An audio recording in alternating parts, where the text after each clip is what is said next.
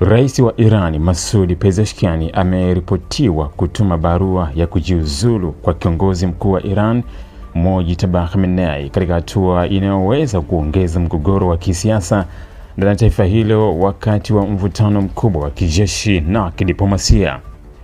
Kwa mujibu wa taarifa iliyochapishwa na chombo cha habari cha Iran International, chanzo kilichoelezwa kuwa na ufahamu wa karibu wa suala hilo kimesema Pezeshkian aliwasilisha barua hiyo akieleza wasiwasi mkubwa kuhusu mamlaka ya serikali yanavyoendelea kudhibitiwa na viongozi wa kijeshi wa Jeshi la Walinzi wa Mapinduzi ya Kiislamu la Irani IRGC. Katika barua hiyo inayoripotiwa, Pezeshkian anadaiwa kueleza kuwa mfumo wa uongozi wa Iran umeangukia kwa kiwango kikubwa chini ya ushawishi wa makamanda wa IRGC, huku serikali yake ikiwa imetengwa kabisa na maamuzi makubwa ya kisiasa na kijeshi tangu kuanza kwa vita kati ya Iran dhidi ya Marekani na Israel Februari mwaka 2026. Kwa mujibu wa madai hayo, rais huyo anaripotiwa kuhisi kuwa nafasi yake imebaki kuwa ya kiishara zaidi, huku maamuzi muhimu yakifanywa nje ya ofisi yake.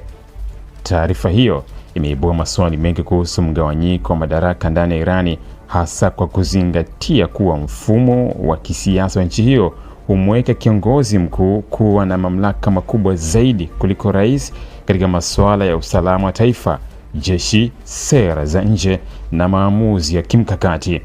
Katika mazingira ya kawaida, rais wa Iran husimamia zaidi uchumi, huduma za serikali na utekelezaji wa sera za ndani, lakini nyakati za migogoro ya kijeshi mara nyingi mamlaka ya vyombo vya usalama na IRGC huongezeka kwa kiasi kikubwa.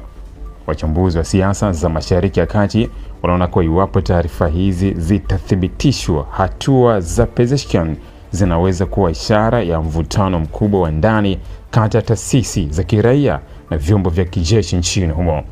Katika miezi ya hivi karibuni, IRGC imeonekana kuwa na nafasi kubwa zaidi katika maamuzi ya kijeshi, operesheni za ulinzi wa anga, pamoja na mikakati ya kujibu mashambulizi yanayohusishwa na Marekani na Israel.